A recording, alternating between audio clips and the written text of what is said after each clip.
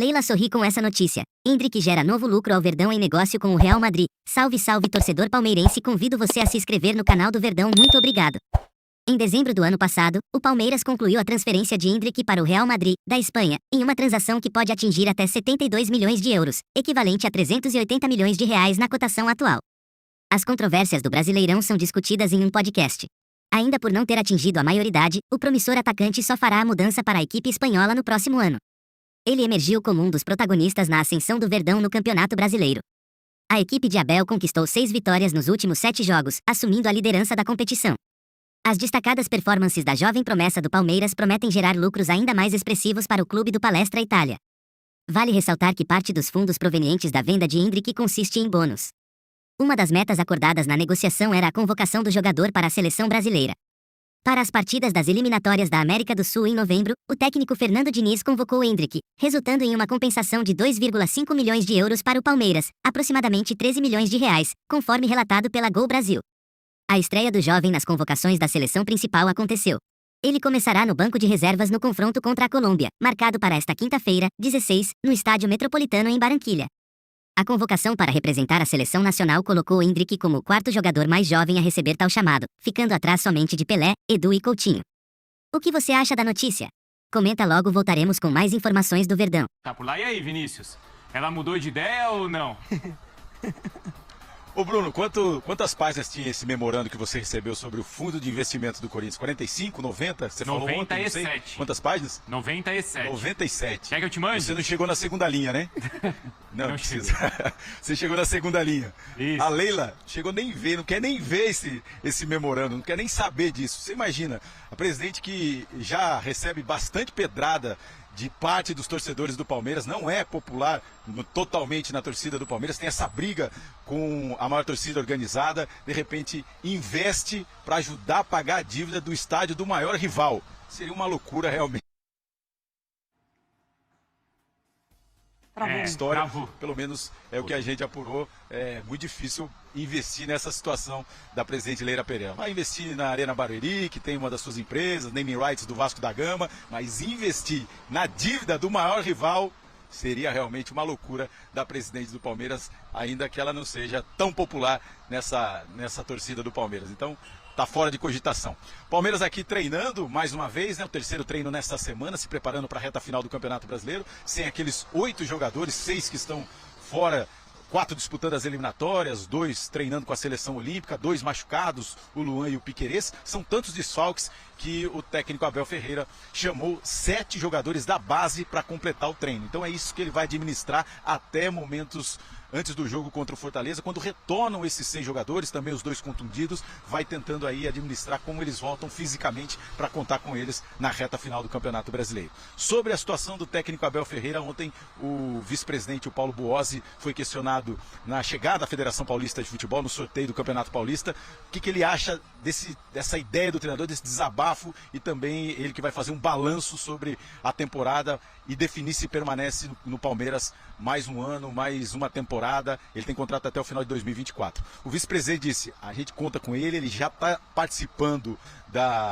do planejamento de 2024, então a gente não tem nenhum interesse que ele saia, inclusive quando acabar o contrato em 2024, o Palmeiras já pensa numa renovação com Abel Ferreira. Mas a situação ainda é essa, ele vai fazer esse balanço e depois definir, bater o martelo 100% se permanece no Palmeiras em 2024. Mas sobre a Leila Pereira, ela nem quer saber desse memorando, viu, Bruno? Não precisa mandar pra ela, não. Tá bom. O que você acha, Mari? O que você achou dessa história? Viu a chamada aqui silenciosa? Obrigado, viu, Mendel e Vinícius. Até mais. Boa sequência de trabalho aí pra vocês. Você vê a chamada aqui, só silencia aqui do ladinho do botão? Ô, Bruno, não é que essa diretoria do Corinthians maltrata o torcedor, né? Ela maltrata muito o torcedor. Assim, chega num Mas você acha nível... que é pior pra quem essa não, história, chega num Mari? nível de humilhação ali impressionante, assim. É claro que é tudo fruto de processos, né? Vai herdando, você vai passando um problema pra frente. E aí chega no momento em que você tem que encontrar uma forma ali de dar fim numa dívida que cada vez mais aumenta, chamando ali a presidente do seu rival, porque para além de presidente, ela tem as empresas, enfim, ela claramente ganhando terreno no futebol brasileiro, né? Só que não... assim, Ela tá ganhando terreno, mas não precisa ganhar tanto terreno assim, né? é impressionante. Literalmente. Mas você acha que é humilhante para o Corinthians? A gente até tentou, eu estava conversando com o Francisco de Laurentiis, para entender exatamente quem foi que teria consultado a Leila. Nem chegou a oferecer, mas teria consultado se ela teria interesse, já que ela tem atuado também, como o Vinícius contou, né, nesse mercado, envolvendo a Arena Barueri, também a possibilidade dos naming rights no estádio do Vasco. A resposta foi que foram intermediários, né? Porque, assim, faz sentido o Corinthians vai pedir essa ajuda para a presidente Ela é presidente do Palmeiras, Bruno. Ela não é apenas, né, dona da Crefisa. O clube bater lá na porta e pedir, não. Eu também já não acho que faria sentido o intermediário. Seria mais, assim, uma tentativa de factoide, né? Então, opa, vamos ver se isso aqui dá porque certo. pode ser uma tentativa de, vamos jogar fazer um barulho lá? Porque do outro lado é ruim, porque o palmeirense não pode levar para o outro lado. Olha aí, ó, minha presidente foi lá e comprou metade do seu estádio. Esse seu estádio é metade meu. Mas aí o contra-argumento pois é, me ajudou a pagar minha dívida. Daqui a pouco eu tô forte aí de novo e grandão. Porque o seu presidente foi lá e me ajudou. Eu acho que o que o Vinícius está trazendo de informação, né, que ela não quis nem saber, acho que ela tá certa. Você acha? Acho. Você tem que Acha pautar o também? intermediário ali também, né? Limites. Eu acho que assim, não tem condições. Você sabe que tem do uma Palmeiras, história que até hoje, 85 anos depois, quase 90 anos depois, ela é muito discutida, assim, entre aqueles torcedores que gostam mais das histórias, assim, do futebol paulista, do chamado Jogo das Barricas, que aconteceu em 1938, 39. O São Paulo, naquela época, tinha problemas financeiros e ele organizou um torneio no Parque Antártica, com o Corinthians, com o Palmeiras e com a Portuguesa. E aquele torneio era justamente para arrecadar fundos para ajudar o São Paulo, que tinha problemas financeiros. Claro, o lado do São Paulo até questiona exatamente a versão, a origem desse problema financeiro, mas é isso que os rivais discutem. Porque a partir daquele jogo, os rivais, com a renda daquele torneio e com barricas que eram colocadas nas arquibancadas, para os torcedores ali jogarem um trocado e assim ajudarem o São Paulo, né?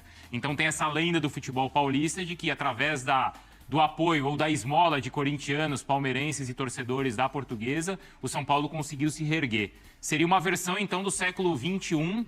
É 21 que a gente está, né? Do Jogo das Barricas, Mário Marra. E aí, como é que seria? Como é que entraria para a história? De uma esmola palmeirense no estádio do Corinthians. Sim, algo assim. Mas eu acho que... Bom, voltando... Até porque o estádio do Corinthians, ele também foi construído com antigos destroços do estádio do Palmeiras.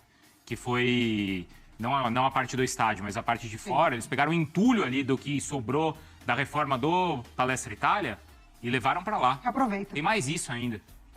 Eu acho que a ideia, voltando à conversa de ontem, acho que a ideia, É verdade. financeiramente, é uma ideia que pode ser boa para o Corinthians.